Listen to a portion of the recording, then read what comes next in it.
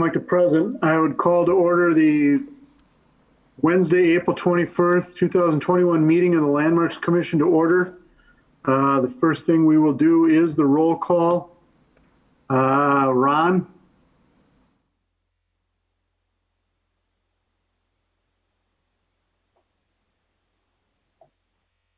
Ron, if you're trying to talk, we can't hear you. Hi, I'm here. I lost my screen there for a second. All right. Alderman Stoyer? He's excused. Okay. Justin? Also excused. Ian?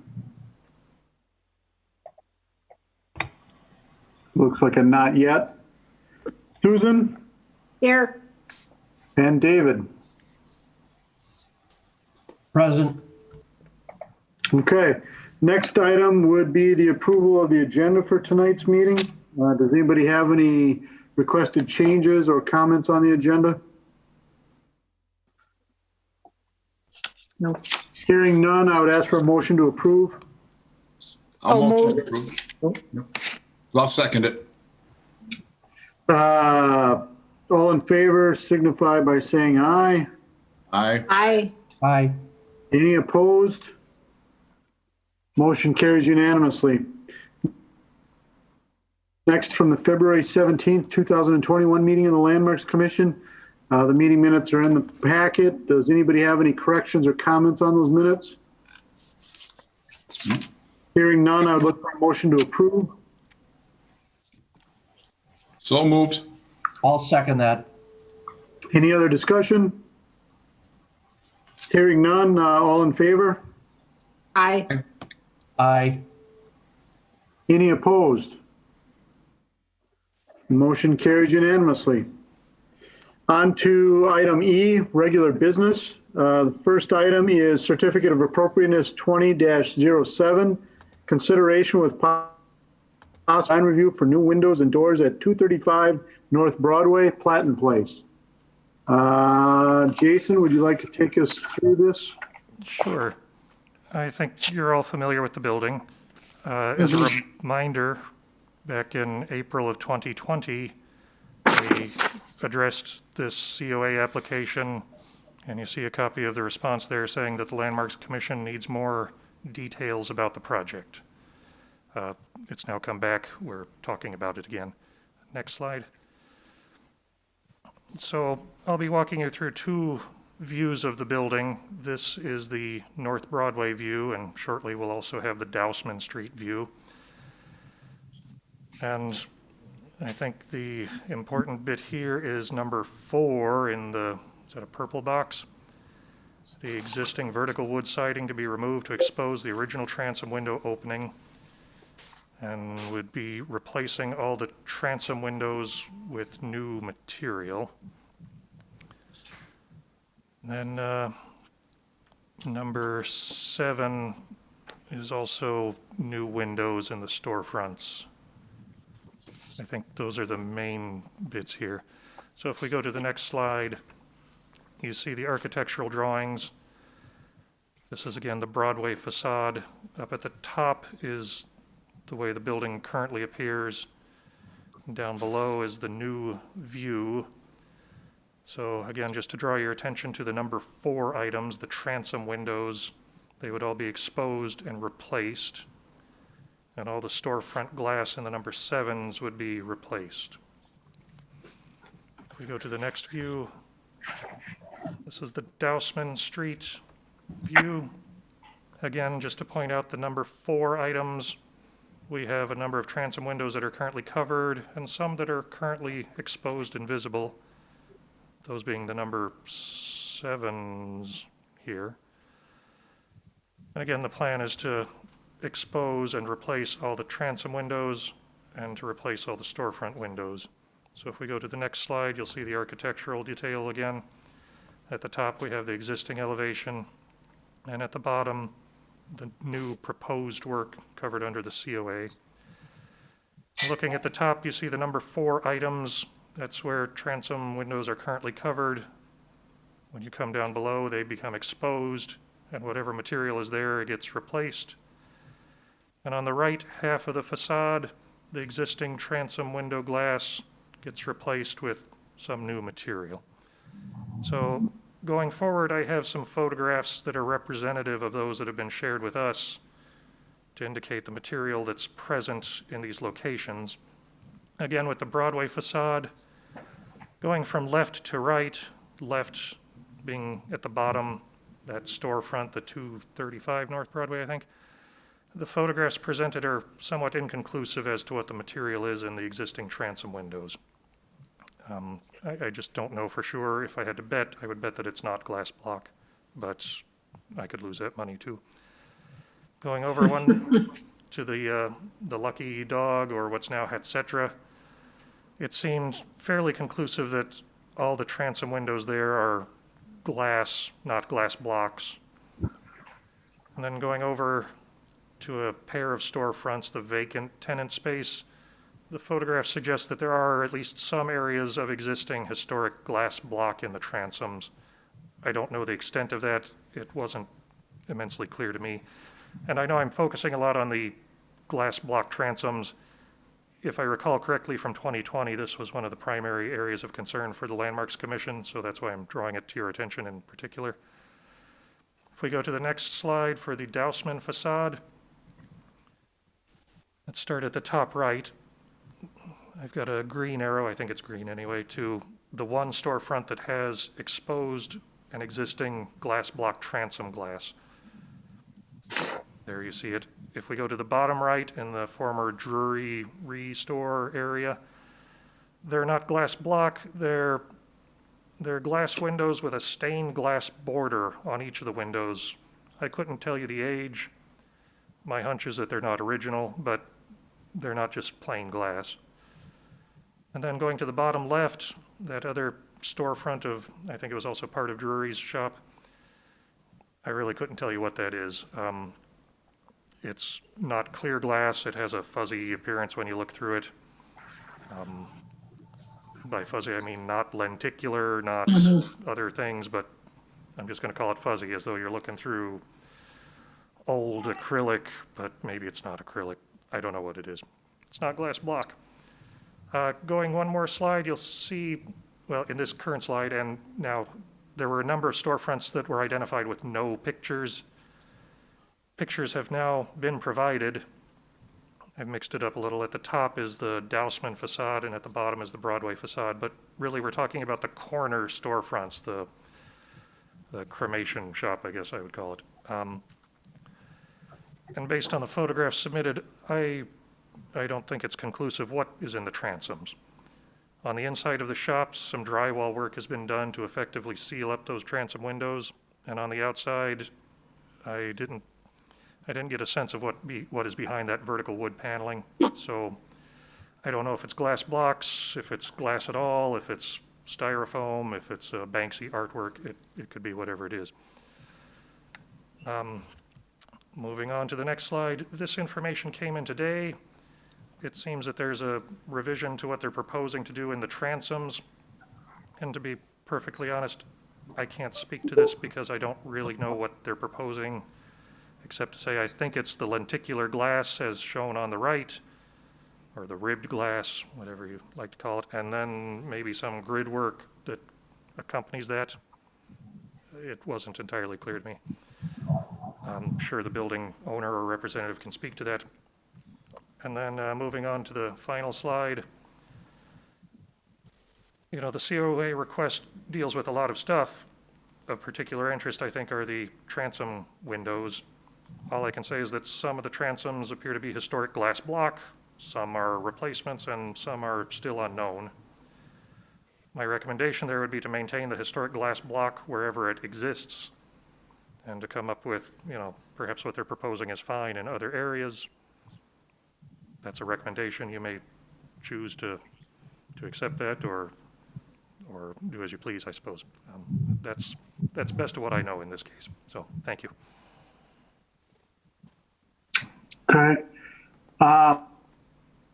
Proposed that we open the floor to public comment on this. I believe that the owner or the owner's representatives may be on the call, and I think we're going to have some questions. So I'd look for a motion to open the floor. I'll make that. Second. All in favor? Aye. Aye. Any opposed? All right, who has questions?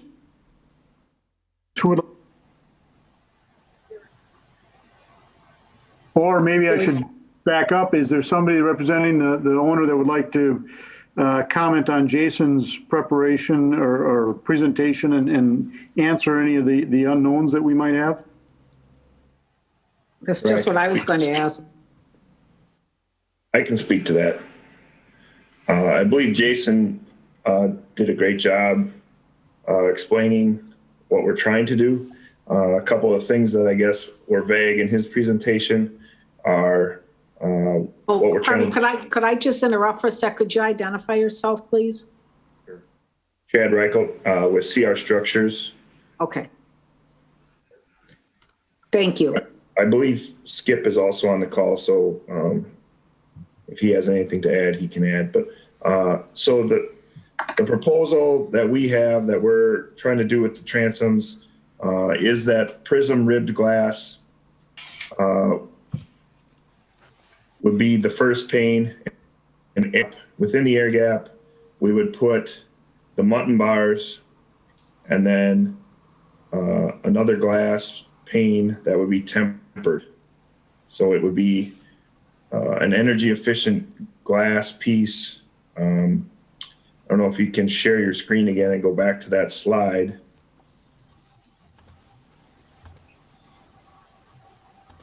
Which slide are you looking for? The slide with the glass detail, yep. So at the bottom of the graph paper from Green Bay Glass is kind of a section cut through the glass. So the back is the ribbed glass. The two vertical lines in the middle would be the mutton bars with the air gap, and then the tempered glass on the exterior. In the end, the goal is to mimic the prism glass that we can see currently. And we're proposing to do that on all street side transoms.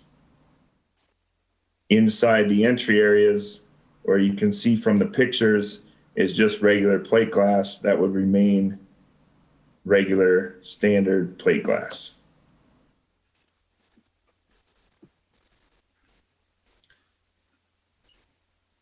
Other than that clarification, I believe his presentation was accurate and complete. Is it your intention to replace the existing glass block, or are you going to leave that? The way our proposal is written to the building owner is to replace it. It's not cost effective to replace to repair the existing leaded glass, because we would have to remove all the lead and completely redo the window with non-lead material. The cost to do that makes the job not move forward, essentially.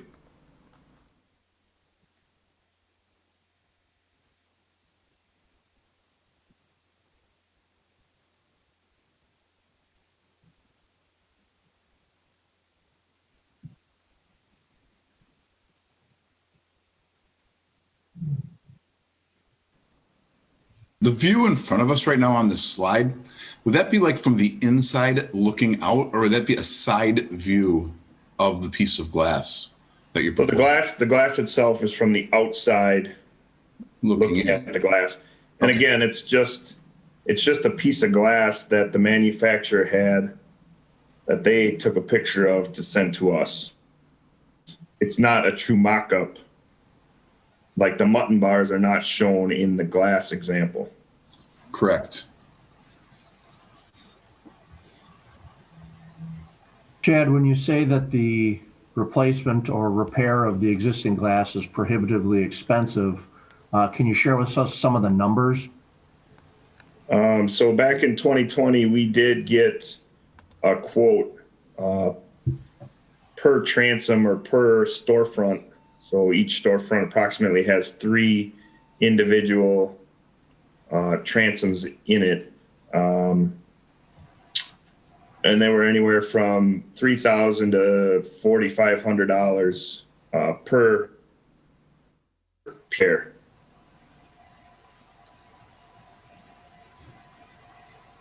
And how does that compare to replacing with this glass that we're looking at now?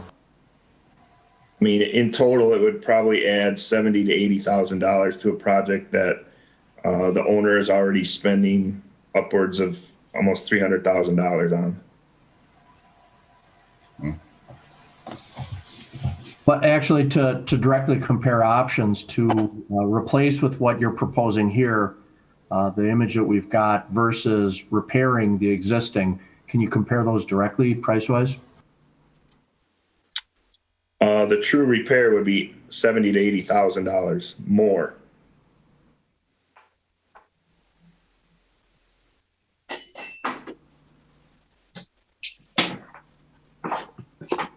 And how many windows? I'm not sure. We'd have to pull that slide up and count them, but 30 transoms that are exposed to the street.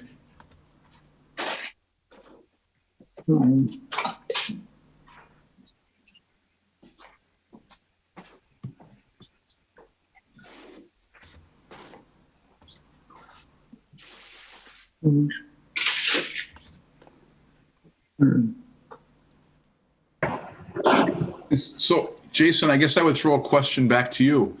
If they went forward with this window that they're proposing, is that going to significantly alter the historical value of the property? Yes, significant being a, hard to quantify word.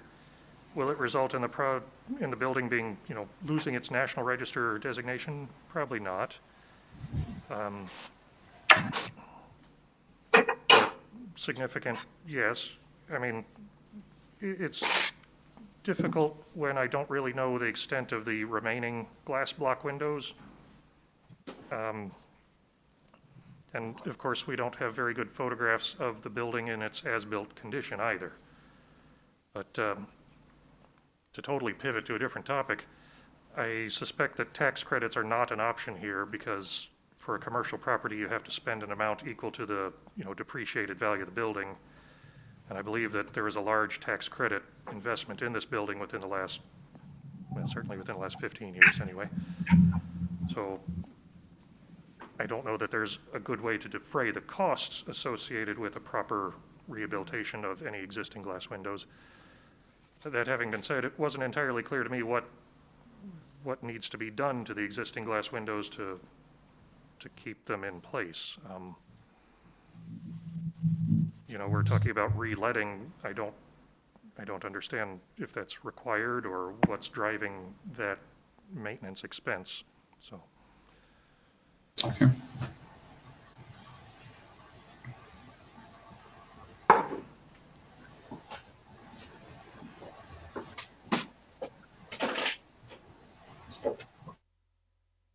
Ask a question while the floor is open. Yeah, go ahead, Brian. Thank you. For those who may not know me, Brian Johnson, I'm the alderman for this area, but also the executive director of On Broadway. And in a core of our mission is, as an organization, is to promote historic preservation of properties. And so we recognize the importance of taking prudent action to protect the historic integrity of a number of these properties. When I'm looking at this project, and I spoke with the owner earlier as well, recognizing the substantial investment that it's going to take to preserve the historic integrity of of what's happening here, it almost makes it cost prohibitive without some level of assistance. And to me, when you're, taking a look at something, I mean, materials evolve, emerge, they become more energy efficient. They, obviously, as materials erode, you can, the structural integrity of some of these things, can certainly be knocked away at. And so I just wonder, the design is intended to preserve the historic visualization of what was there, while also still, bringing in, newer materials that are going to help button that property up and I think protect it for the long term. And it's part of it is just recognizing that not have historic material. While it seems, from what I understand from Jason there, some of them may be undetermined, but I think for sure we know that they're not all, they don't all still possess that historic material. And I think that there's some merit, in recognizing that having some consistency with how those things are buttoned up matters too.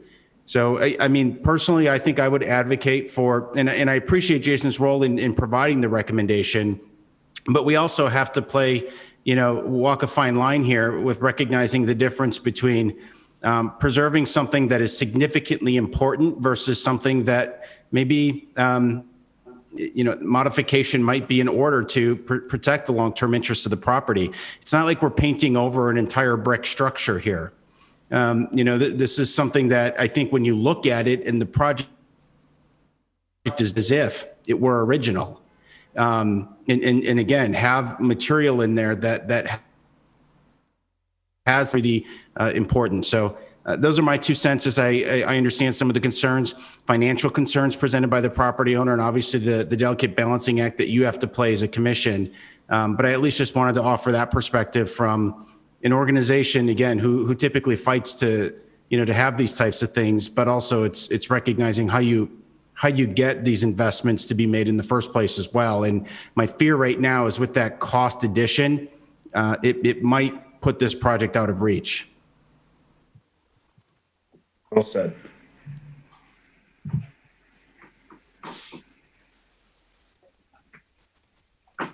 So we still don't have confirmation as to how many of those transoms had the original material in it. Is that correct? Correct. That's correct. They've been covered up for multiple years. And obviously they were covered up for a purpose. They were covered up because they're in disrepair.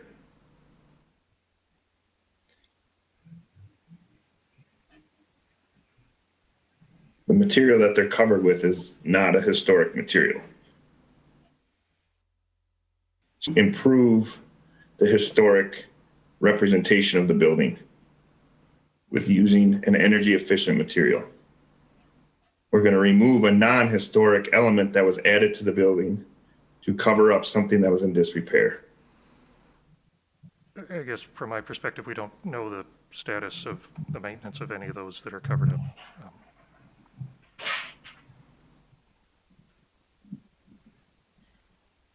Of the windows that are there, the transom windows, can we get a breakdown of what is known to have historic, what is known to be non-historic, and what is unknown? Yeah, those are in the slides. We can quickly go through those again. Stephanie, could you cue us up to the Broadway view of the building with all the numbers? So that's maybe less helpful than I was hoping. Down 4 slides to number 9. So this is the Broadway facade. And starting at the far left there, that's the south side of the building, I think.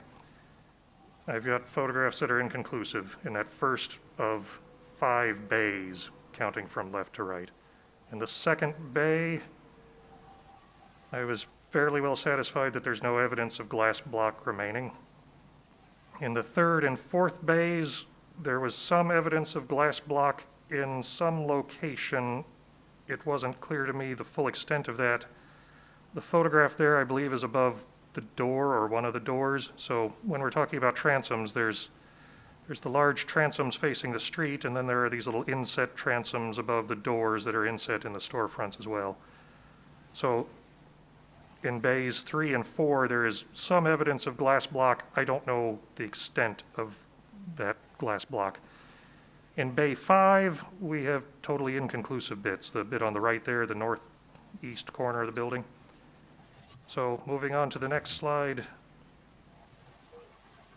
Here, let's go from right to left. That'd be from west to east. At the far right, I'll call it bay 1 of 6. We don't have glass block. We have windows with stained glass borders. I don't know the age of these. It's uncommon to have a glass window with a stained glass border, and I think there's some like dream catcher design in the central bit. My hunch is that these are not original or even necessarily historic. So that's bay 1 here. Moving to the left to bay 2, There's no evidence of glass block. I'm looking at the bottom left. This is where we've got that fuzzy glass or some covering over regular glass. I don't know what it is. Bay 3, the photograph at the top right, you see we have a full and intact glass block transom, likely original to the building or certainly within the building's period of significance. That is a discrete feature that contributes to the historic integrity of the building. In bays 4, 5, and 6, again, this is an instance where we have no conclusive evidence. The exterior photographs have the paneling in place. The interior photographs show recent drywall work that covers that area in its entirety. So on this side of the building, I can tell you that 1/6 of it has glass block, 2/6 of it definitely don't, and the other half is a total question mark. I think that addresses your question, Commissioner Siegel. Yes, it does. Thank you.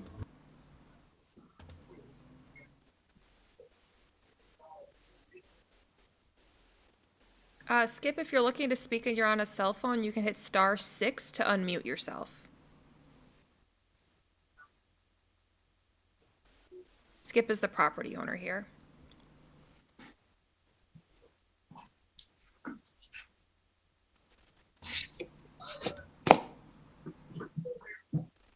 You didn't just trick him with the whole hang up accidentally combination, did you? No. Yeah, that'll work.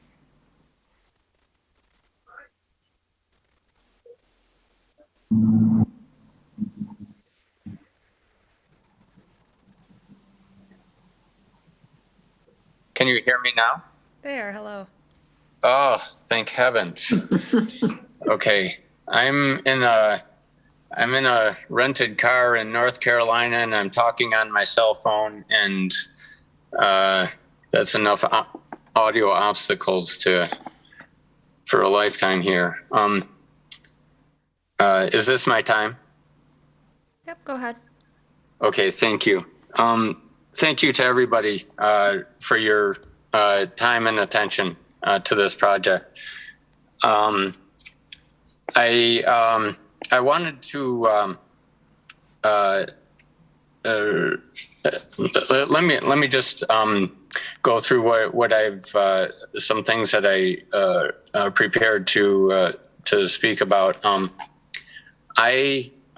the owner of Platten Place. I bought this building in 2012 when it was condemned and foreclosed.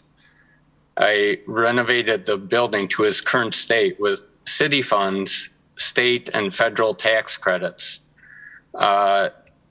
which totaled 40% of the project costs.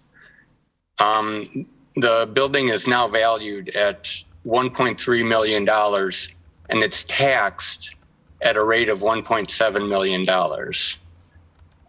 It generates over $10,000 per year in parking fees alone for the city.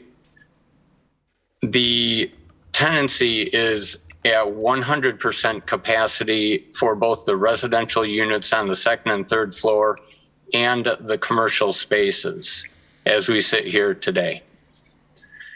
It's won the Mayor's Beautification Award. It won Main Street Award for historic preservation. Our proposal would add, like Chad said, nearly $300,000 of improvement to a historic building in a high visibility corner in downtown Green Bay.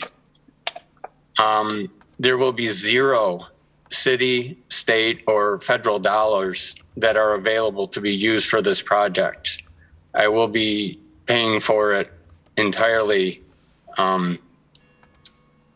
myself. While, as Chad noted, is not a historic preservation, would markedly improve Platten Place's environmental footprint, its structural integrity, and the overall aesthetics of the building. The recommendation to reveal and preserve the transom windows would be cost prohibitive. The project would be out of reach and it would not move forward. The first floor fascia would remain as is, aesthetically shabby, environmentally antiquated, and with a perpetual look of disrepair.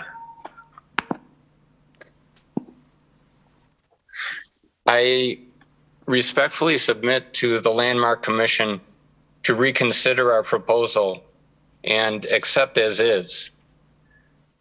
I'm asking to consider this request in light of the original renovation was a vastly expensive undertaking that was only financially feasible with the support of contributions from the city and, most importantly, 40% tax credits from combined state and federal historic societies. I've researched extensively with this, have been planning for years now. And I have not found any funds available, either with the city, the state, or the federal offices to help with this.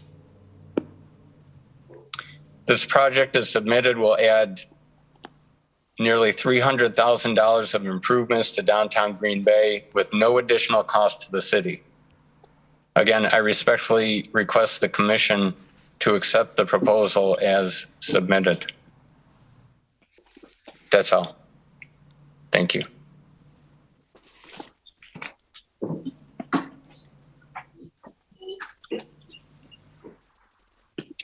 I've got just a couple of thoughts to share on this. This project, just the transom windows, is very unique for this commission in that parts of it are original, parts of it, the historic original materials are gone. So we're examining something that it sounds it needs to be an all or none deal. Usually it's a straightforward matter of an entire structure or part of a structure. So I think I've got a much better understanding of what this project entails and the difficulty we're facing. I loathe the idea of materials, of historic materials, because we're all about preserving. But I'm also recognizing, and you guys have explained very well, the difficulty with preserving original as well as matching up. So at this point, I'm definitely leaning towards approving this because it needs to be consistent. And what you're proposing would not match, but I guess a better word is mimic the historic nature of the glass. But I do say that loathing the idea of removing the original. But I think mimicry with all new material is better than inconsistent or, as Skip, you said, the current shabby appearance. And it's also better than the building slipping into ruin completely because they can't complete the project. So I concur with you, David.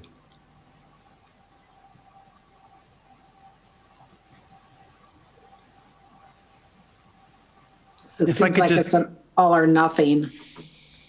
It's not just do part of them, you have to do the whole thing for that unified look.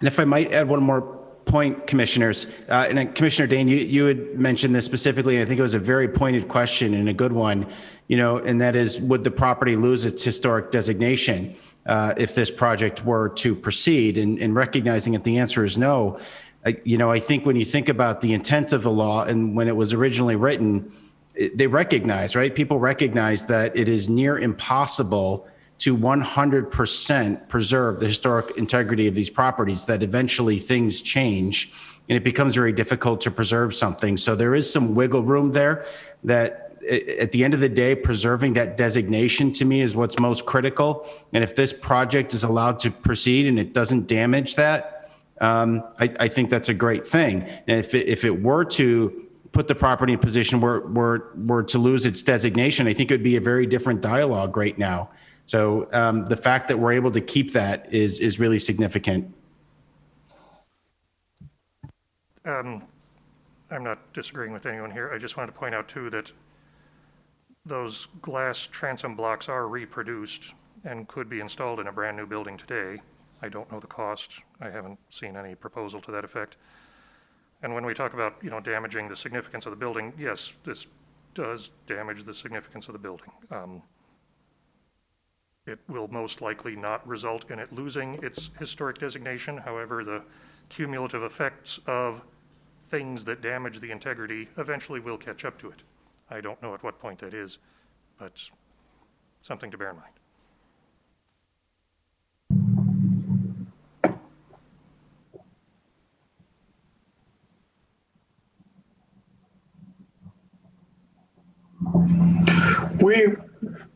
We do know that there is one bay that has the existing glass block transoms intact, because that's exposed right now. We can see it on the Dausman facade. That's correct?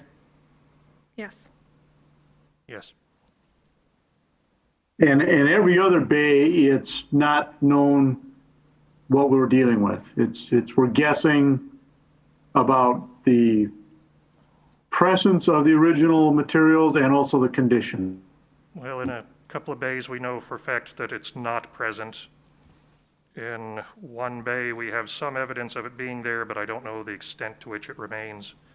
And then we have several bays where we just have no information.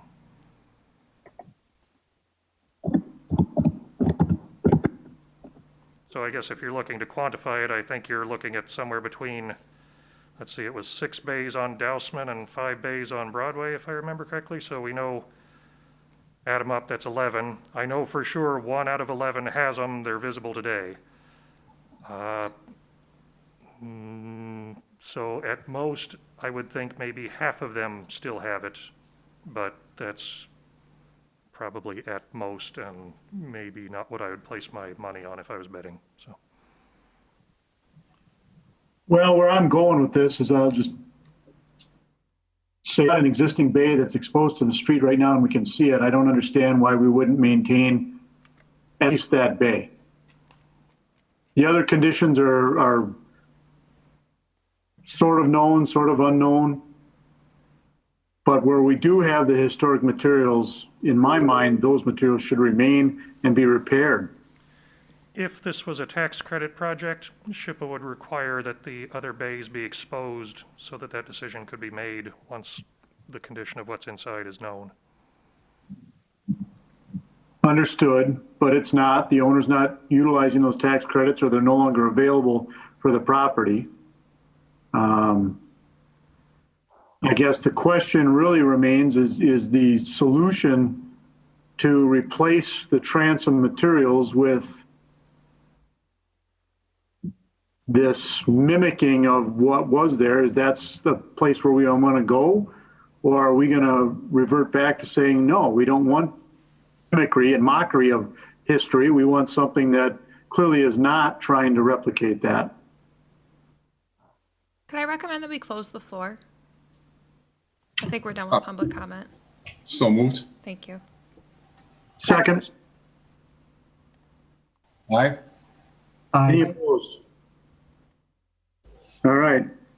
So we are discussing this project, and I don't know if we're getting anywhere towards making a motion. Somebody else was about to speak?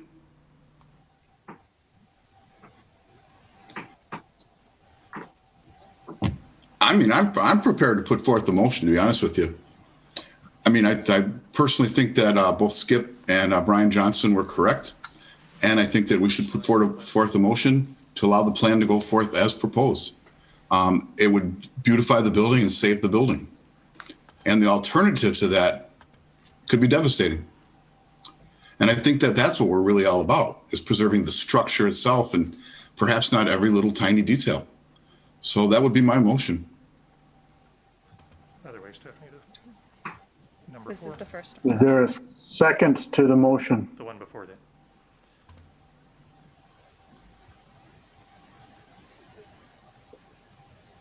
I believe to summarize, Ron, and I don't want to speak on your behalf, but your motion is to approve the project as submitted. That is correct. I'll second it. Further discussion? Paul, you said something that triggered a very important thought for me, is that we just don't know. If there are, if all those unknown transoms could be identified as having original or not original, that would sway my thoughts. So at this point, I actually would vote against approving, because I would like to know more about what's there. Moving to what you're saying, Paul, about preserving the original material, which is such an important goal for this commission. Well, I agree, David, with your thought, but quite frankly, I think that's where we were in 2020. I believe that's the reason why this project wasn't approved back then, is because we asked for verification of the existing conditions, and nobody's been able to provide that for us. That's right, and they haven't provided it now.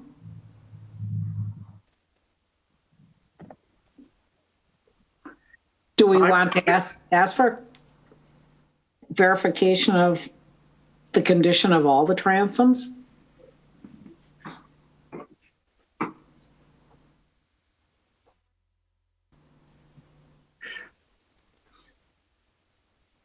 Stephanie, point of procedure. We've got a motion on the floor that's been seconded.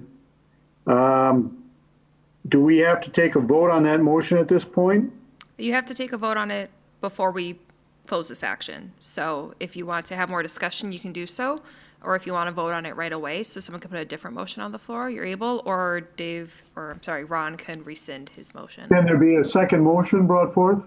There can be a motion to amend the active motion, either as a friendly or an unfriendly amendment. I didn't hear that. Oh, he was saying that you can also amend the motion that's on the floor as a friendly or unfriendly amendment.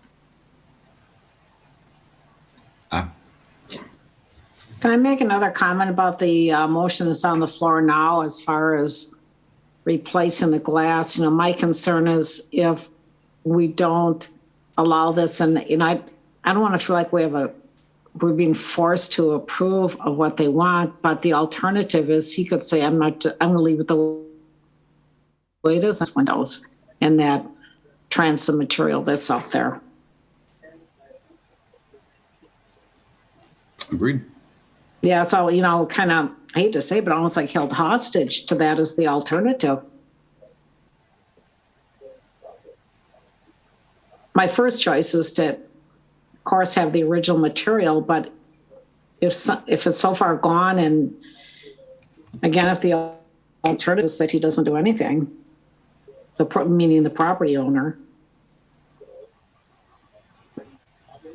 Susan, your operative word there was if the stuff is gone, and we just don't know that. Yeah. That's what's causing me to hedge right here and proceeding with the COA, is because we just don't know. I don't recall, Paul, perhaps I wasn't at that meeting where this was requested, or I just don't recall it, but that's going to be my position, is we need to know much better all of those transoms rather than just the couple or the few that are exposed.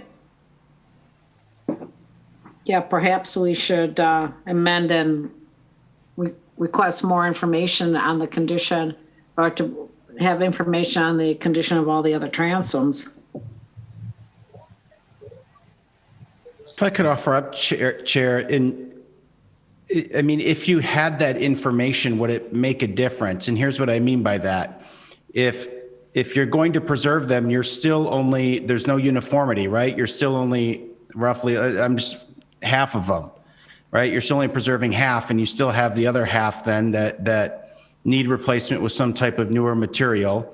And I don't think, and I could be wrong, but I still don't think the number changes in terms of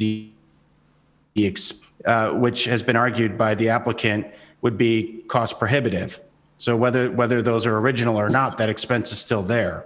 So I'm just, certainly it's up to the commission's purview to decide what you'd like to do with that, but I'm just wondering if having that knowledge would authentically make a difference at the end of the day, given those 2 points.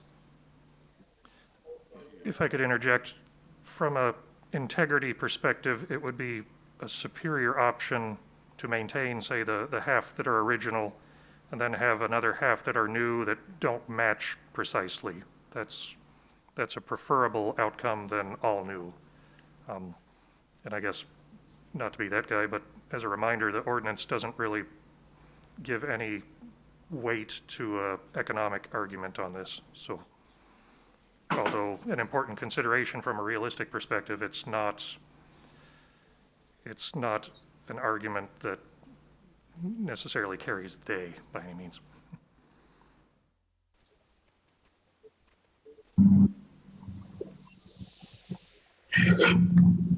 By taking the plywood or the wood siding material off of the transoms to see what's there, we would at least understand the condition of the existing materials and the presence of them. I think that's what we'd be gaining by doing that.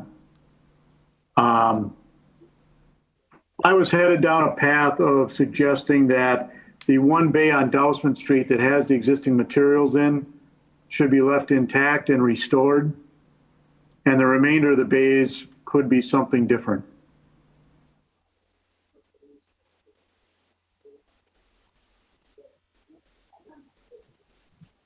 I'm not a fan of what's been proposed for those bays. Again, I think it's not accurate to what the building was. I would be more in favor of a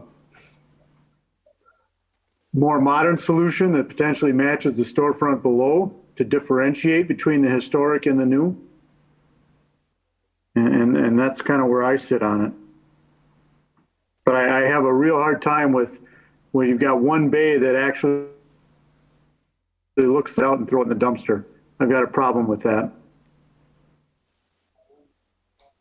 Paul, you've swayed me. I've got a big problem with that as well. And Jason, your point's well taken that economics, as much as the building itself is such a laudable achievement, economics alone are not persuasive.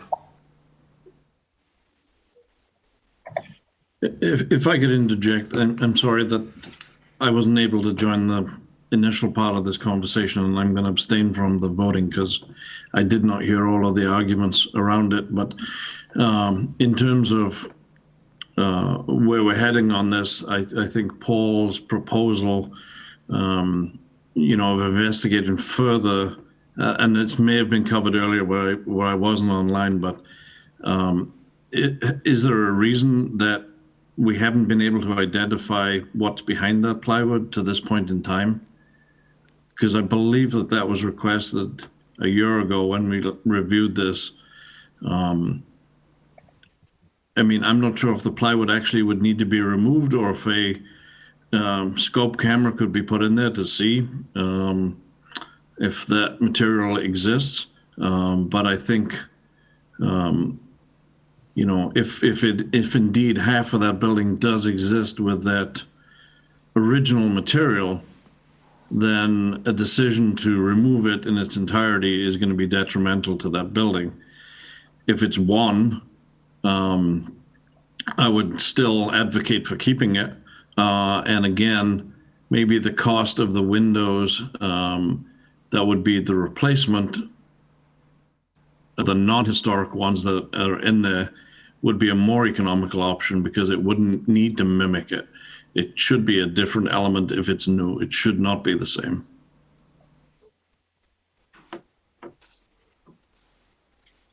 I would agree with that last part. I believe that if we went to a more modern replacement, it would save the building owner dollars.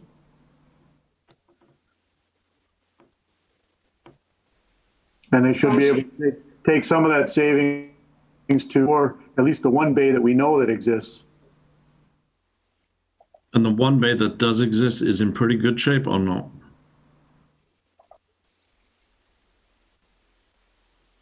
I'm We only think so. so tall, it looks pretty good from where I sat, but I didn't get up on a ladder and push on it or anything, so. I guess we have a photograph of it, right? We can go to slide 10. And, there it is.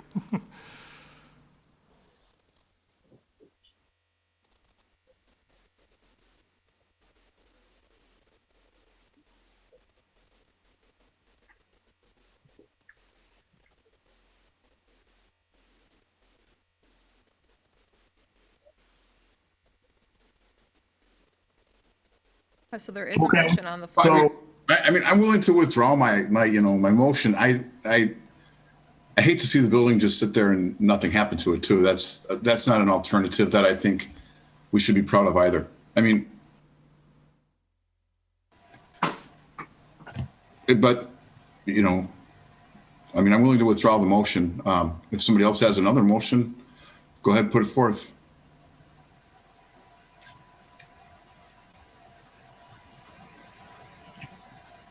I would make a motion that the property owner provides information on the condition of all the transoms. I'll second that. Further discussion?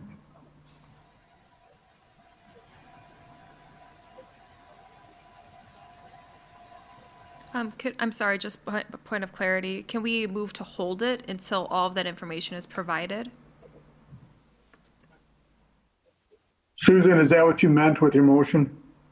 Yeah, yes, that we need information on all the other transoms before we can give our opinion. Okay, thank you. And I'll second that.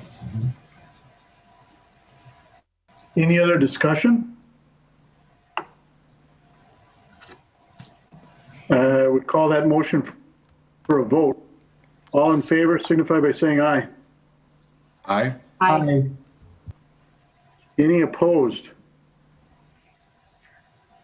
I am Abstain. abstaining from the vote because I wasn't involved in the entire proceedings this afternoon. We've got one abstention and a unanimous vote in favor of the motion to ask for more information from the building owner and put.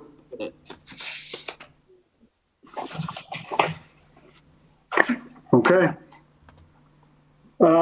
Next item for consideration tonight is Certificate of Appropriateness A 20-15. Consideration with possible action on a updated design review for a new shed dormer located at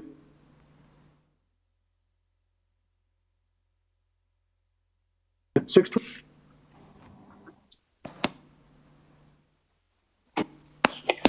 Sorry, our internet connection's a little unstable. I trust, Paul, you pinged me to talk to this. Just to point out, this is COA number 20-15. This is a repeat. It came to you in the year 2020. A little insight into our numbering system, COA 20, the 15th one of 2020. You'll recall this, the Landmarks Commission approved of a shed dormer on the back of this house. If we back up one image, Stephanie, that was awesome.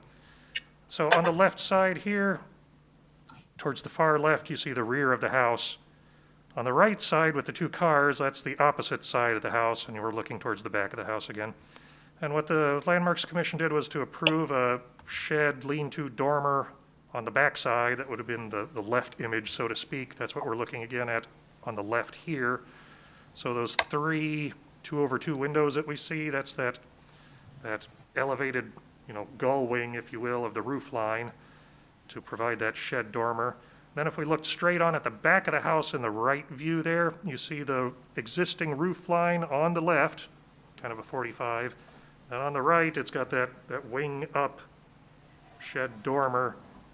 This was all approved. There's been a request to revise this approval, specifically to just elevate the roof line in its entirety along that driveway side. So this is kind of a mock-up of that driveway side. To the left is the front of the house, to the right is the rear of the house. In the center, that gable, that's the side of the house where we have that wavy clapboard siding kind of underneath that diamond-looking window. And what is currently present there on the right side is the roof line that Stephanie's got her mouse over is currently lower than that by a fair bit. And so this revised application, if you will, is to raise the wall and the roof line. And if you look at the ridge of the roof here, from the front on the left to the back on the right, that would effectively make it a continuous ridge line.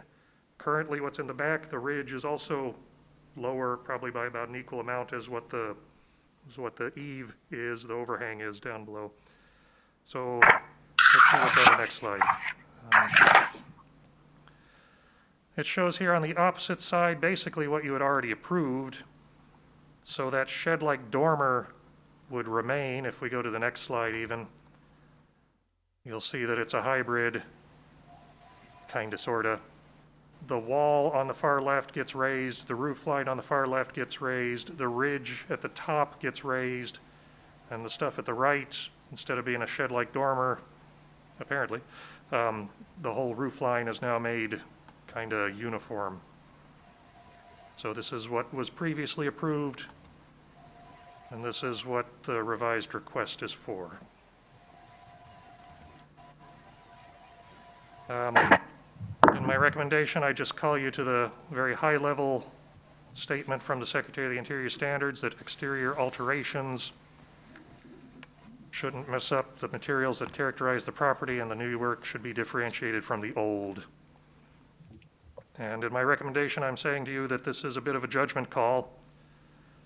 I note that the work is going to be done on the rear of the house and will not be particularly noticeable. On the other hand, on a Queen Anne house of this design, it would be typical to see the back of the house shorter than the front of the house. And this revised design along the driveway side, not really seeing the details proposed yet, it could be difficult to distinguish the new work from the old work. I don't really know. Again, this is a judgment call. So I'm not going to lose sleep about it either way, but there's not a clear cut and dried answer to this one. The applicant is also here if you want to open the floor for questions, and Jason missed a great opportunity to say they're going to raise the roof, so I just had to throw that in there. I know he wanted to, so. I gotta take him.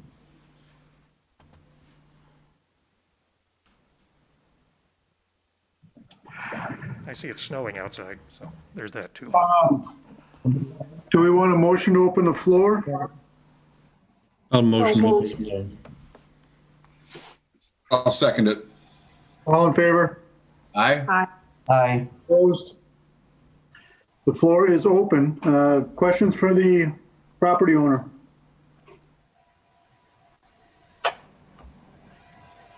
Hi, everyone. It's like Hi. a neighborhood meeting. I love landmarks. So the reason that we changed our minds was the cost was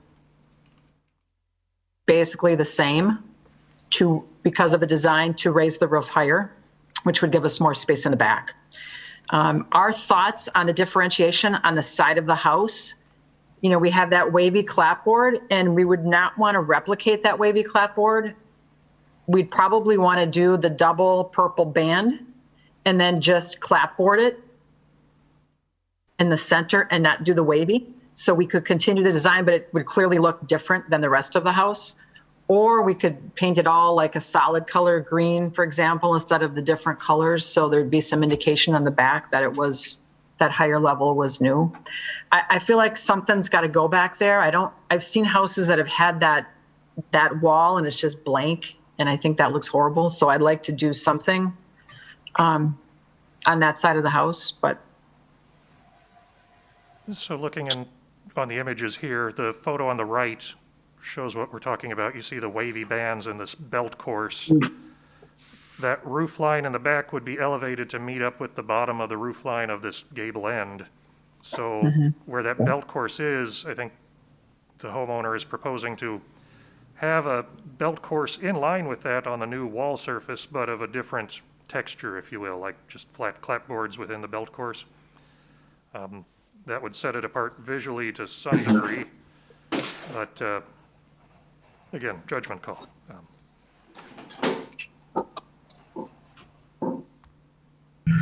Well, I think this certainly falls under the precedent that we typically utilize is that or the building from the street that's visible to the passerby, and I think it still falls within that guideline. I mean, we're not really, in my mind, significantly altering the project from what we approved last year. I do like the idea of potentially extending the purple bands, but not the waves, as one solution. But I don't think that decision alters my opinion on the project one way or another. Another suggestion I might have is that where current wavy piece ends, that you keep a vertical element there. So it almost acts as a bookend to that. So it's clear as to where that corner of the building was originally and where that's kind of identified. But I agree. I think even if it was, of a similar style, but not mimicking, it would be appropriate. And the corner board. Would you is prefer the present. bands compared to like windows, for example, or? I've seen windows put in those back additions. I don't think I'd put window. I think, running the two purple bands over, I think would be appropriate. But it could all be it could be just the regular siding color on the field color. It could go either way.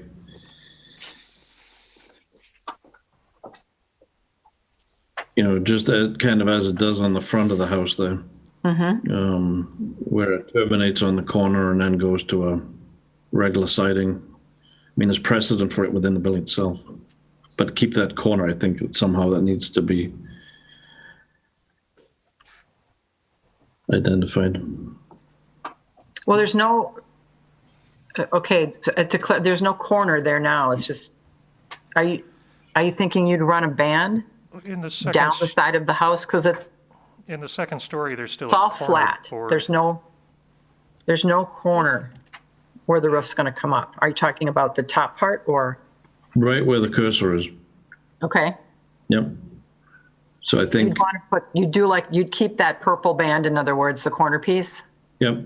Okay. Just if you looked at the front elevation, the image next to it, Yep. you see where it's and the other one terminates into it, just Yep. like that. Okay. Yep. Any other questions for the property owner?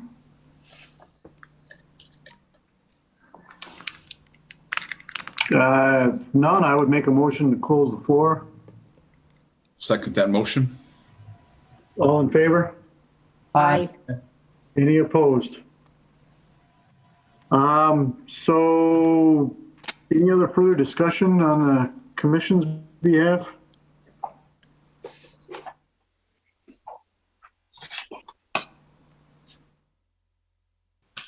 Hearing none, I'll make a motion to approve this as submitted. I'll second that. Further discussion? Call for a vote then. All in favor? Aye. Any opposed? Motion carries unanimously. Thank you. Next item is 21-05, consideration with possible action on a design review for a new sign located at 139 North Broadway for Gather on Broadway. Jason? Yeah, this one's short and easy. The building is non-contributing. It's a new sign. The new sign has no impact on the historic integrity of the district. I think you should grant the request.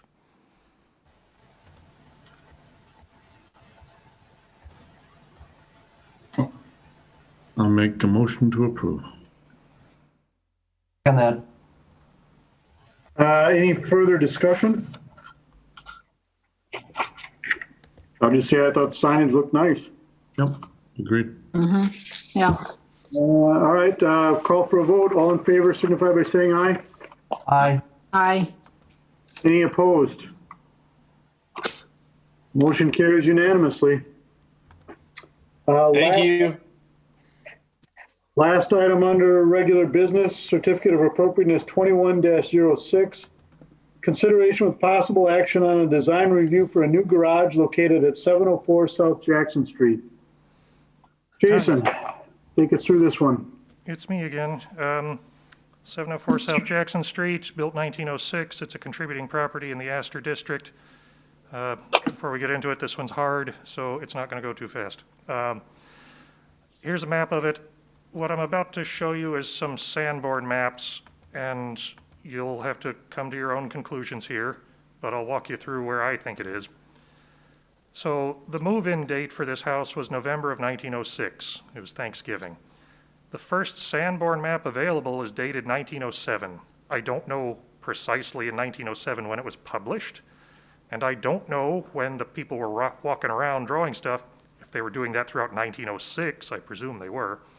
So I present to you in the top left corner the 1907 Sanborn map of this property, noting that its credibility may be off. This may be a building under construction. This might be based on a description verbally and not an actual observation. Which takes me to the bottom left, which I found today and I did not expect to see, but it still doesn't change my opinion on anything. This is a 1911 edit to the 1907 map. We're lucky to have this at the Brown County Central Library. It's actually a 1917 map, but this particular cut and paste appears to be from 1911. And I need to draw your attention, of course, to the one-story garage. So in 1907, there appeared to be a one-story garage, rectangular in shape. Maybe was right where it's shown, maybe not. In 1911, again, I don't know if somebody came to investigate and they refined it, or if this is another description that, hey, the garage wasn't in the right spot, or to be honest, I don't know how much effort the map company puts into the accuracy of a garage on a building. But in full disclosure, this is the 1911 map showing a one-story automobile garage. On the right, you have the 1936, a clean copy of the Sanborn map, which shows a fair bit more detail. And here, it appears to me that we have the 1907 garage in its current position today. And if you want to nitpick maps, I mean, the building, the main house itself, here you see a bay window on the bottom right corner where it's never been shown before. These are typical discrepancies within Sanborn maps. They result from just how much the person was being paid per hour versus per job. So that bay window on the house, I'm convinced, was there ever since day one in 1906, but here you see a little more fidelity, if you will, in the drawing. At the end of the day, note that there was a one-story garage or carriage house in 1906 that matches roughly the footprint and height and scale of the garage in 1936, which maybe not matches 1911. And so you're presented with a couple of, possibilities as to these discrepancies. The one that I subscribe to is that it's the same garage and they just didn't quite have it right each time. Another is that the garage that was built in 1907 maybe was burned down, struck by a tree, replaced with a slightly smaller garage in 1911, and then by 1936 is yet a bigger garage. And I think that that's an incorrect interpretation based on the presence of the beadboard on the ceilings and the walls in the existing garage. And I look at that kind of globally. 1929, we enter a depression in October. Nobody's going to be building a garage, particularly one with beadboard paneling everywhere, between October of 1929 and 1936. But hey, maybe. Another interpretation here is that, looking solely at 1907 and 1936, that it's the same garage, and if the locations were correct, then it could be that they picked it up and scooched it over 10 or 15 feet. I don't know.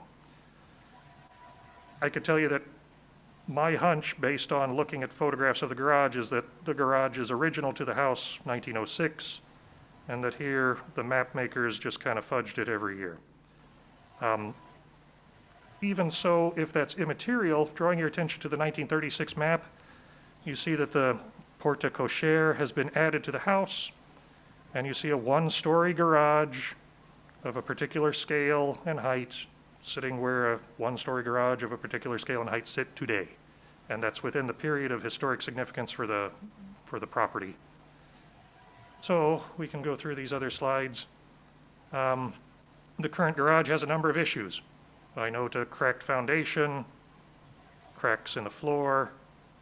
I see some areas of wall dry rot in that top right picture. Please note too that that's an area where the beadboard paneling has been removed from the wall, so we don't know the extent of drywall in the structure. The bottom right photograph shows original clapboard siding. Kind of cool. Next page. Next page is scary, frankly. On the left, we see the beadboard ceiling, and also at the top right and in the bottom left, that ceiling has a very pronounced sag in it. I see old-time 2x4s, some scary old wiring that's in disuse. As an engineer, I will say that this ceiling looks to be generally unsafe, and something should be done about this. At the bottom right is a picture of the garage as it stands today. Moving on to the next slide. This shows the site plan, in approximate dimensions. You have the residence. On the garage, the proposed replacement is 36 feet by 22 feet. And within that rectangle of 22 by 36, you see some dashed lines. Those dashed lines represent the approximate sidewalls of the existing garage. So the proposed new garage has a larger footprint. Moving on to the next slide. You see some architectural plans that have been drawn up for the proposed replacement garage. It looks lovely. For comparison's sake, I've introduced a little picture of the existing garage with some lines to approximately illustrate the scale of change from the existing garage to the proposed new garage. That's not necessarily to scale, but when I put one over the other, the garage doors line up pretty good, so, it's a fair visualization. Next page, a Google Street View of convenience. This illustrates the relationship between the house, the porte cochere, and the existing garage. And if we jump to the end of my story, you'll note in the packet that we have correspondence from two people at SHPO saying that garages, where it can be demonstrated to be related to the building in the period of significance, are contributing structures. And again, I remind you that I don't know the existing condition of the garage, if it's totally unsafe, if dry rot is in one spot versus 20 spots. I don't know the safety of the current garage. I do know that that ceiling is pretty scary looking. My hunch as an engineer is that that could be fixed, and I do have some experience with lifting buildings to pour new foundations and floors. This could all be done. Regardless of your thoughts on the current garage and its, contribution to the integrity of the building and district, if you consider looking at a replacement garage, I'd encourage you to keep in mind the design, size, scale, and massing of the historic garage. And that having been said too, the Green Bay Municipal Code has some very clear verbiage on what the proposed replacement garage can look like in terms of size. I think, although I'm not an expert on your local municipal code, I think the proposed replacement is too tall per municipal code and would need a Conditional use permit. Conditional use permit, thank you. So even if you approve the garage as designed, it's not one and done. There's other hoops to jump through on that. So my recommendation is to fix the existing garage, but maybe that's not the right answer. Thank you. The applicants are here as well if you'd like to open the floor.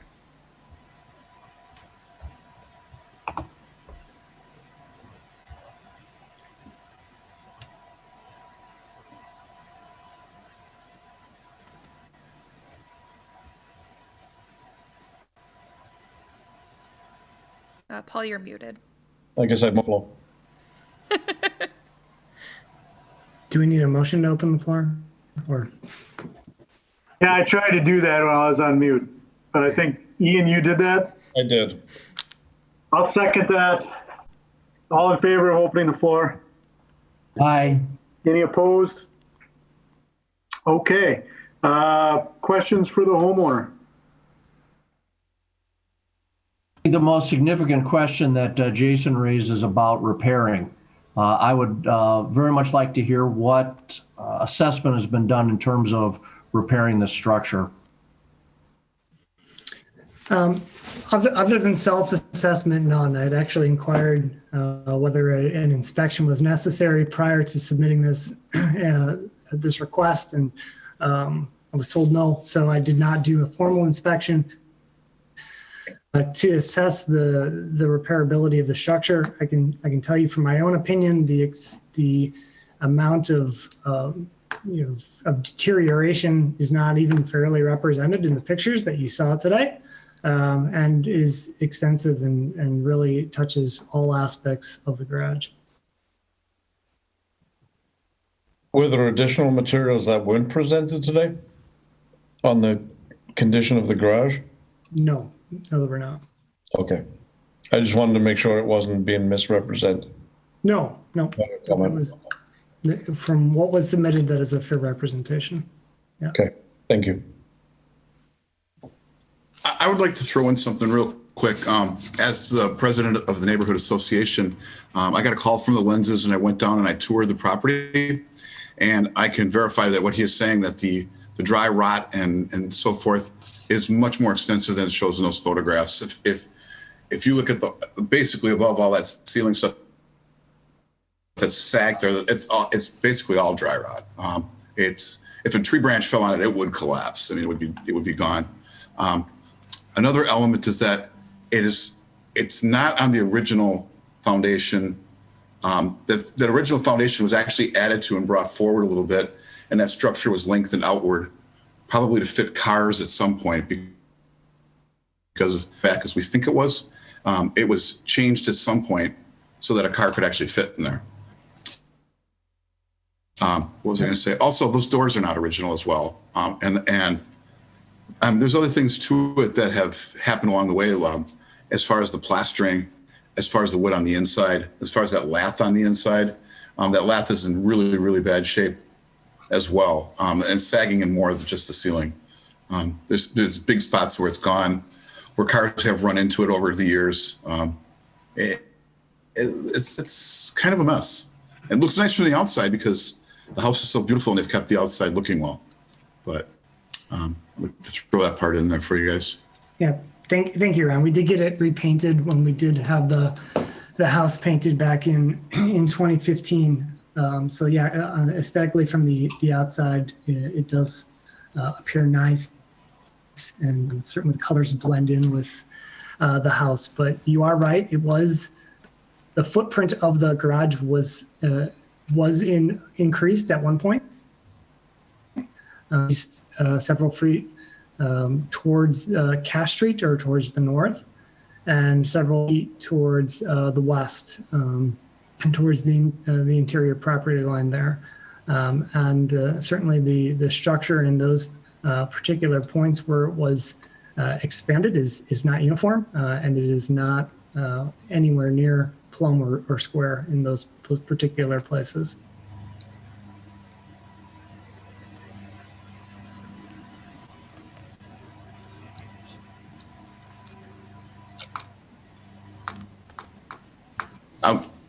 Tyler, would you like to share with the group too exactly how much money you have spent on that house, bringing it up to its historical beauty? Yeah, so we bought the house back in 2012. It was foreclosed at the time and had not been inhabited for several years. And we spent upwards of $200,000 to restore mostly the exterior of the home. We still have actually a fair amount of work to do inside yet. Especially up in the upper floors, and the kitchen and bathrooms need some updates as well. So we've done the exterior painting. We did full restorations of the front porch, the side porch, the carport was completely disassembled and reassembled with new footings, resetting all of the concrete block, and we actually had in the front porch a similar project in which we had the front brick was actually leaning out probably at a I don't know 40-degree angle or so, for something pretty scary. It looked like it was going to fall down at any time, and take the entire porch with it. So that was deconstructed, new footings, well, and plenty of plumbing and electrical upgrades along the way, along with new windows.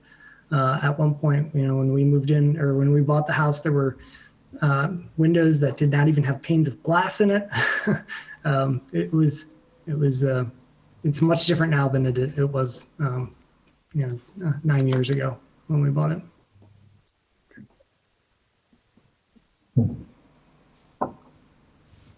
And Susan, I don't remember which year that was, if that was 2017 or 2018 when the city gave us a historic preservation award for the work we've done on the outside, but we've certainly been recognized for what we've done. Mm-hmm.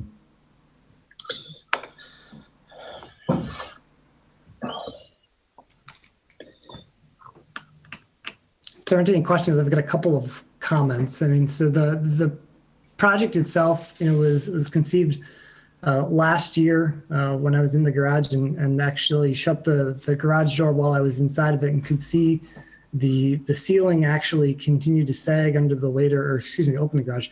I could see the ceiling sag under the weight of the garage door, and I've certainly a lot of concerns about the safety of my family with the condition that the garage is in. I continued to look around it, and it was just one thing after another that I could spot that just it concerns me about the longevity of this garage.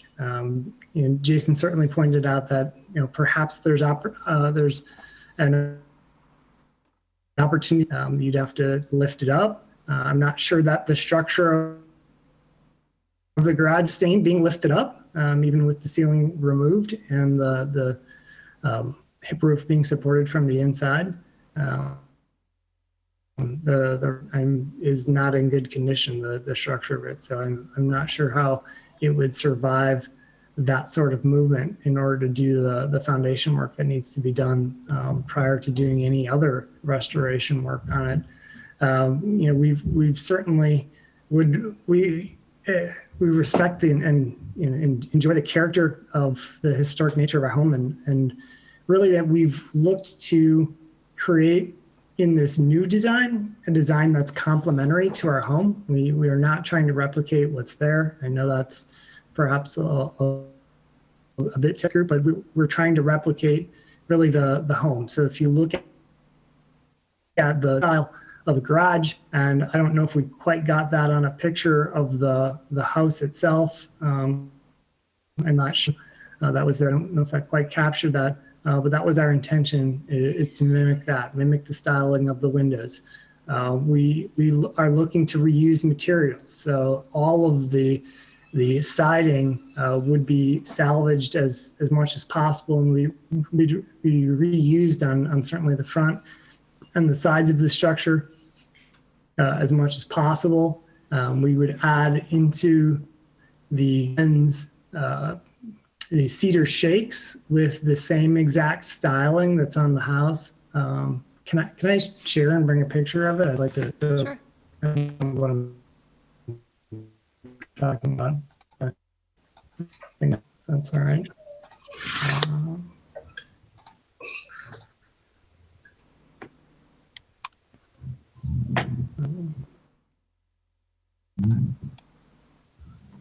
All right, if you can see the screen here, there's a gable on each of the four sides of the house. In addition to the turret, within each of those gables, there's cedar shakes that are three different styles with the flat edge, the sawtooth, and then the wave. We would replicate that on the new garage in that same exact style and the same exact colors with the same patterns and the amount of each of those particular design elements in the gable ends of the garage. And this is a picture from last year from the front of the house. You can see the garage over here towards the left.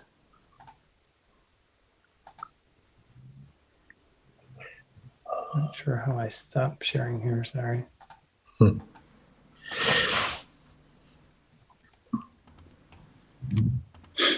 you go. Well, I'd like to interject here my thoughts on this.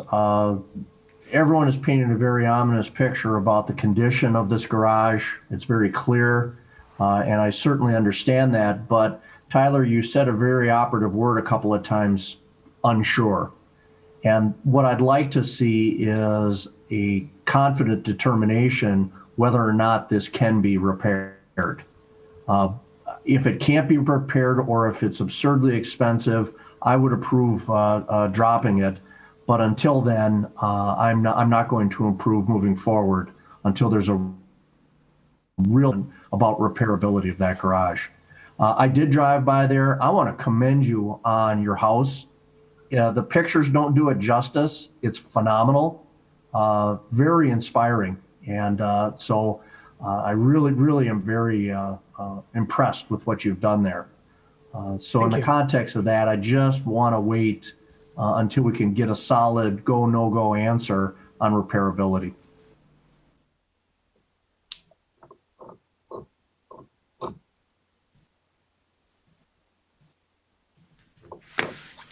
But I was wondering why it's a 2-story garage instead of a 1-story. It has a single story. It has attic space. So I don't know. If Which I can see, yeah, your walk-up attic there.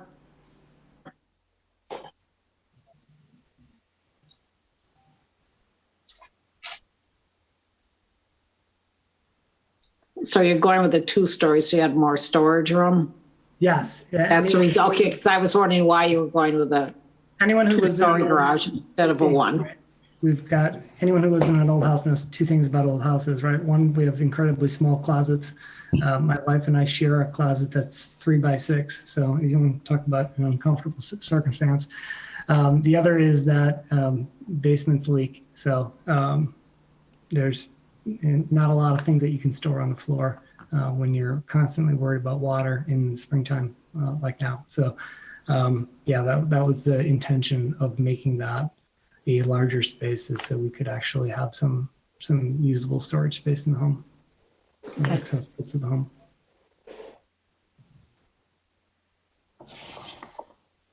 Thank you. Thank you. Someone mentioned earlier that it's a possibility that, as it's drawn right now, that this wouldn't be in compliance with City of Green Bay ordinance. Do we know that to be fact, or? Yes. So the setback off the rail yard is only 2 feet. It's required to be 4 feet by code, and the height of the structure is not to exceed 16 feet without a conditional use permit. So both of those things would be flagged during the standard site plan process for this, and then the conditional use permit goes through our plan commission, which we've seen a couple garage requests in the past few years.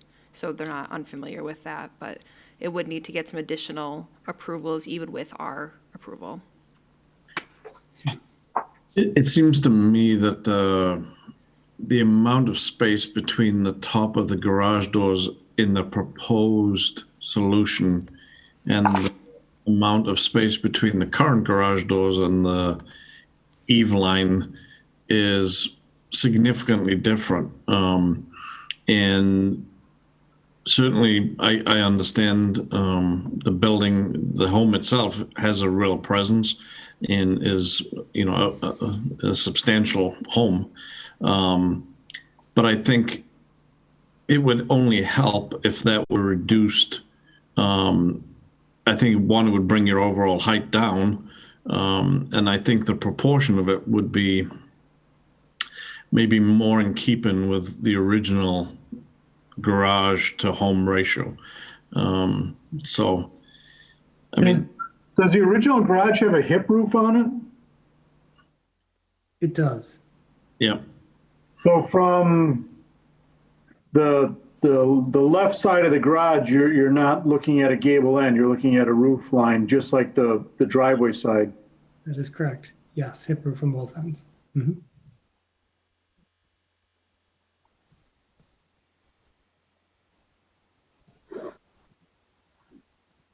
Was the consideration of a hip roof on all 4 sides in the new garage plan?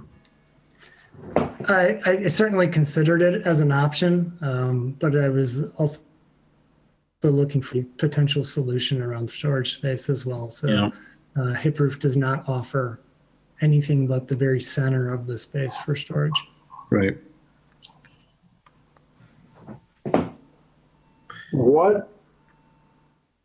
What if the new garage didn't have the second story, but it had maybe an additional bay and at ground level? An additional bay is not usable. I mean, it certainly couldn't put another vehicle in there because of the orientation of the garage, even in its existing, which we're not moving the garage doors. You have two factors that are really restraining it. One is I wasn't looking for vehicle storage. I was looking to replace this attic storage. Right. Yeah. I guess I'm not sure how that would. Three-stall garage, but that far left stall wouldn't be for vehicle storage, it'd be for your stuff.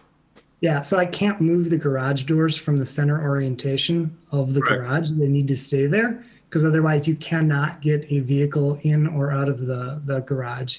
It's too close to the porch on the left side of the garage, and getting a vehicle out, you need to be mindful of the stone column off the carport and have your vehicle. I can't move the doors. They need to stay in the center.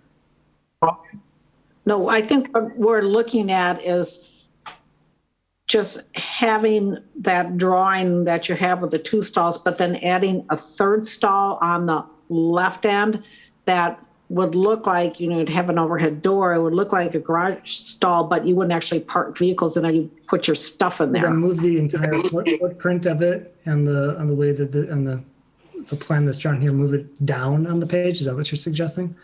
No, the 36. No, just adding on a third stall on the left side as you look at the front of the garage. Is that what you're thinking, Ian? That's what I was thinking. I think the 36-foot dimension on here would be to extend the garage in that orientation. You'd keep the two garage doors as they currently are presented.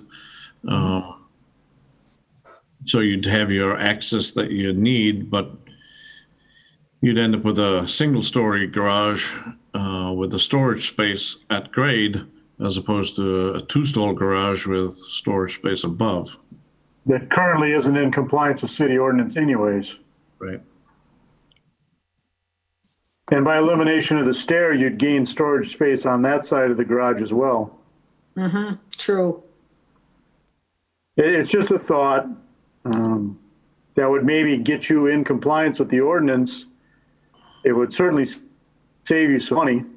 Yep. It wouldn't be as obtrusive to the neighborhood because the height of the building would be similar to what's there now. You would sacrifice the attic space as an attic, and you'd sacrifice a little bit more of your rear yard. It's just a thought. Yeah, it becomes to extend it further, as it's drawn here to the left, it becomes very close to the porch at that point, and I'd actually have to remove a flowering tree, which I don't want to do. Okay. I'd prefer not to extend it any further over to the left.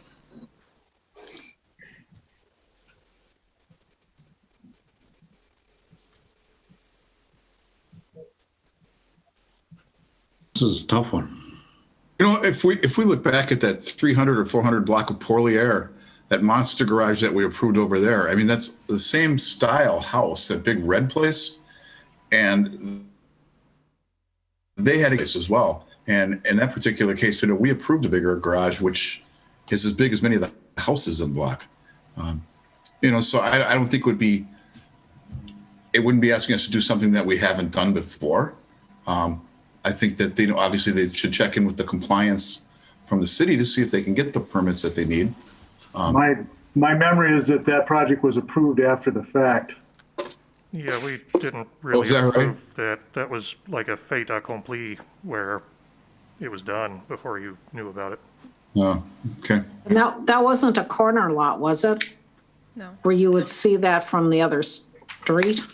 You can see it from Poorly As Air. much, as much. You don't see it, I don't think, from whatever the street that is. Jefferson. Yeah, but it wouldn't be as visible. Well, I'm not concerned as much about the replacement of the existing garage as I am about the scale of what's being proposed. Yeah. I think the drawing we're looking at on the screen right now, it's definitely a much, much bigger structure. I understand why. I just have some reservations about the size of the building we're talking about. I agree. Paul. Am I muted or not? No. It seems disproportionately tall. Mm-hmm.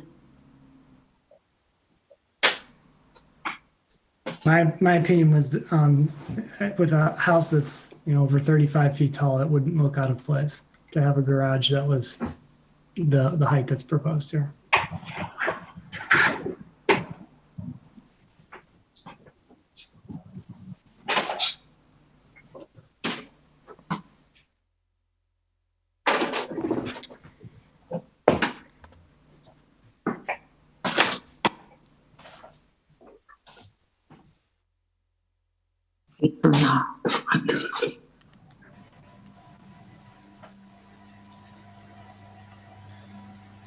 Okay, do we have any other questions for the property owner?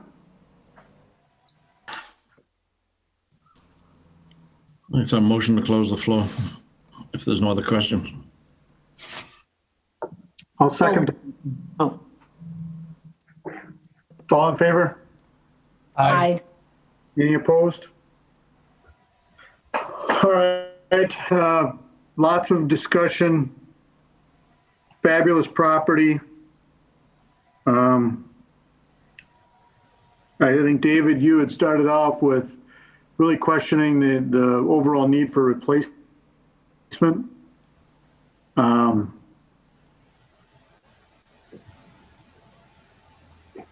Would you want to entertain a motion there, or does anybody else have a motion that they'd like to present?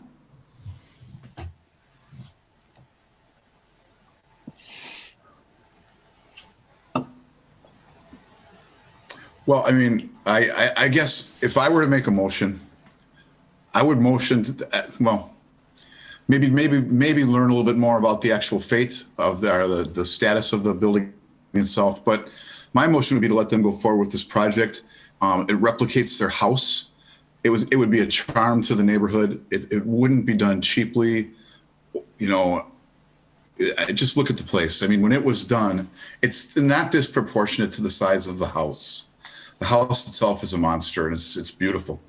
And I think that when that sitting back there, if they got all the correct permits and all that, I think it would be beautiful to the neighborhood. I really do, in my opinion. So I guess if I were to make a motion, I would motion that we allow them to go forward with the project as is. They're going to try to use as much of the stuff as they can. They're going to keep the doors. They're going to use as much of that siding as possible. I think we should move forward and let them do that. We're talking, and we're not talking about the original landmark structure of the house itself here. We're talking about a garage. And it's gonna look just like the house. It's gonna be beautiful. So that would be my motion. I appreciate what you have to say, Ron, about it fitting in with the neighborhood, particularly because you live in the neighborhood and you're really familiar with that house and that setting. And that you think that this will be fine. It is important to me. And I appreciate your input that way on that. Am I still mute?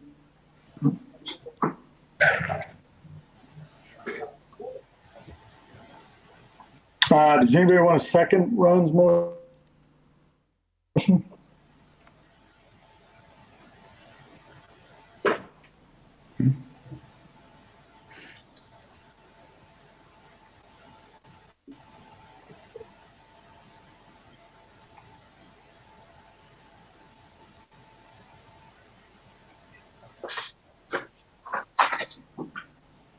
You're a quiet group.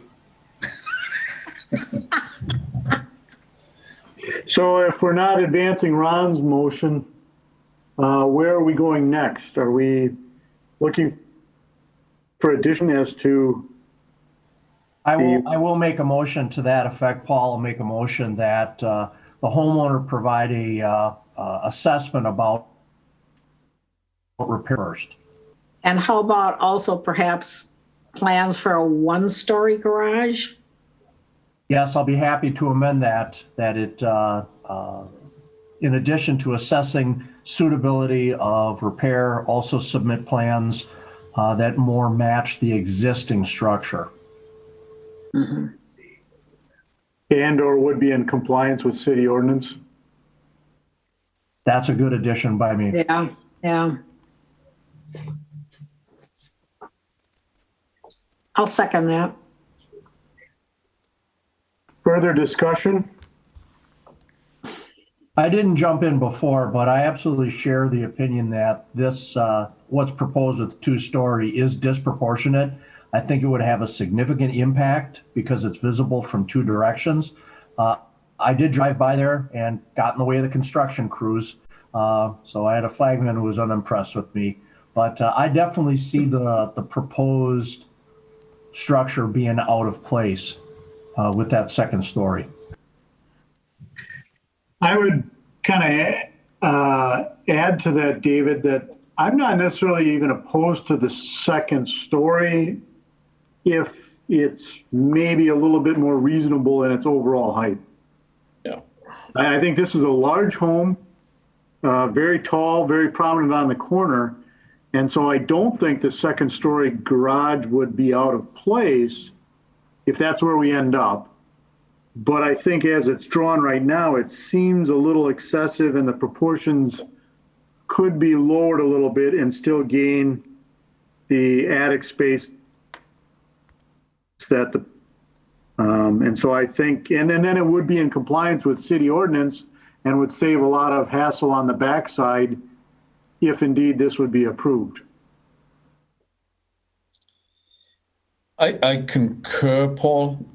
I brought up the point about the height a little earlier. I'm not sure that they'll get down to the 16 feet, which I believe is what I recall the height, maximum height being from 22 feet, 5.5 inches. That's a lot of height to shave off. Yeah, I don't think you'll get there either. You're right. But I do think that the proportion of the garage to the home would be better.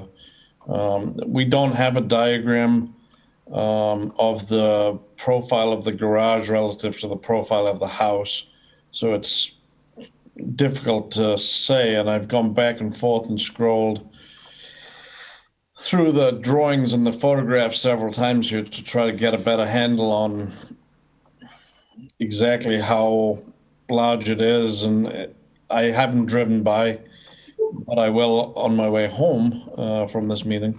I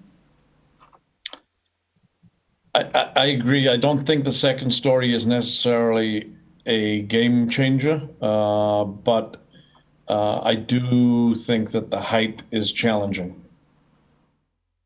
Mm-hmm.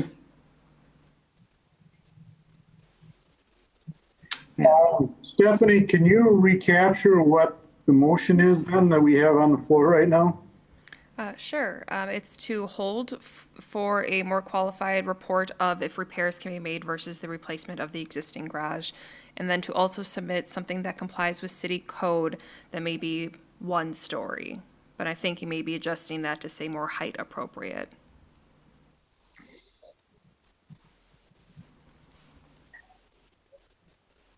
Any other discussion regarding that motion? I guess there was additional discussion after Jason's presentation about the home being the garage being extended at some point. So we know it's not in its original form. What we also know, though, is that the current garage is appropriate to the district's period of significance. So even if not original, it's the right garage for the district and the property itself. And we know that it relates to the addition of the portico share in relationship to, sight lines and everything else, that there's a clear link to the house via that portico share. Yeah.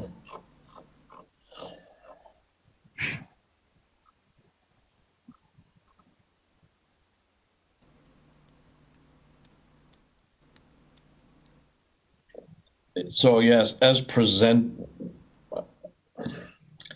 I guess I'm not sure the far right-hand corner, the back right-hand corner where the stair is, where is that relative to the existing corner of the existing garage?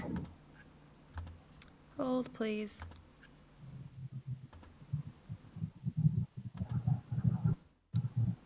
This is the dash line here is where they have an approximation of existing garage Okay. lines. Okay, that's helpful. So in front elevation, I was just trying to. Okay. in looking at the front elevation, the garage doors would be pretty close to where the current garage doors are, and the building would be extended to the right and to the left of that. Yes. Is that correct? That's my understanding, yes.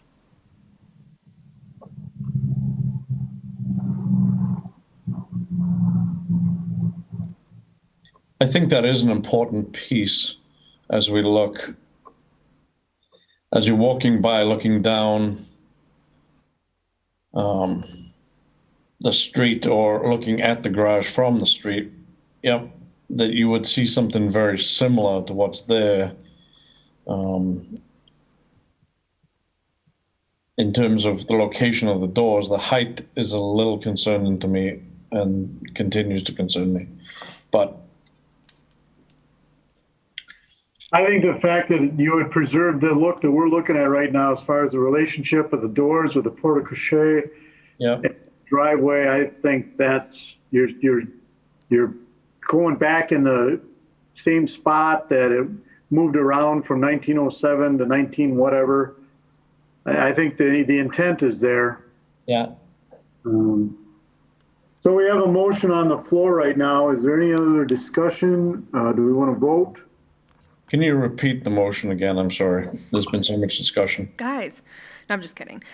So the motion would be to hold the application for a report on repairs to see if the existing garage can be salvaged, to submit, and also to submit a new plan for the garage that may be more height appropriate and complies with city code.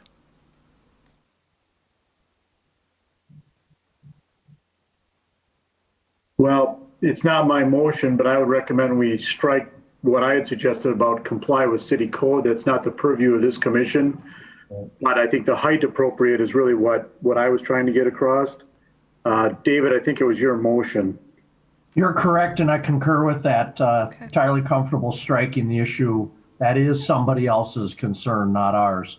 The one thing, Steph, on your first readback, you used the term qualified in the assessment. I would like to include that in that motion, that the assessment is from a qualified source. Okay. I guess just to summarize, we're just looking for a little bit more information is what we're really saying. You want to take a vote? All in favor? Aye. Aye. Do we have a second on that motion though? Susan? Okay, I'm sorry. So again, all in favor? Aye. Aye. Oh, Susan, you're muted. Sorry, I see your lips moving. I don't know, it just flicks over. It has a mind of its own. Aye. Any opposed? I'm a nay. So the motion carries, is that 4-1? I was an aye. Okay, we'll work with you, Tyler and Jen. We'll follow up for that inspection report. And then I think this may be a good situation in which we go out and do a site visit as a commission so that we can get a real feel for what's on the ground. Excellent suggestion. Yep, good idea. Yeah.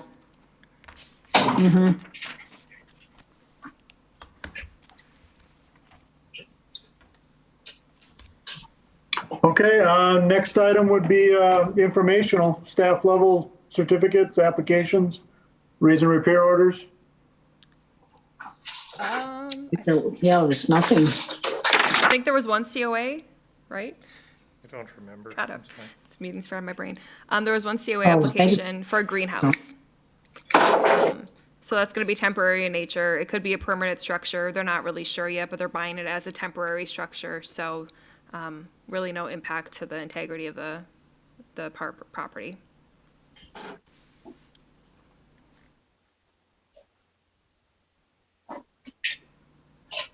That was it.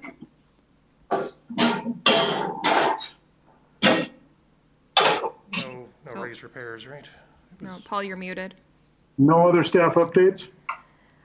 Nope, we are beginning work with Legacy very soon here. So you guys will be getting an email with a proper formal introduction to their team and with a start date. So we already have all the phasing secured, which you guys helped us figure out. Thank you for that. So we're just in the behind the scenes work of making sure that they're introduced to all the proper staff city side and then getting our media push ready to go. But that should be the next week or two. So look forward to hearing to that. And then they'll be starting their survey work shortly after. Fantastic. Yeah, great. Any other items that anybody needs to bring forward? I would just thank everybody for their time tonight. Long meeting, difficult decisions, challenging projects. Maybe remind everybody, let's go back and reread the purpose of the commission, just so that we're all comfortable and understand where we need to be and what our objectives are. And I think it's also, our goal is obviously to help property owners and guide them through the process. So, and I think everybody's doing that. So I appreciate everybody's efforts there. With that being said, I would look for a motion to adjourn. So moved. Second. All in favor? Aye. Aye. Okay, meeting adjourned. Thank you, everybody.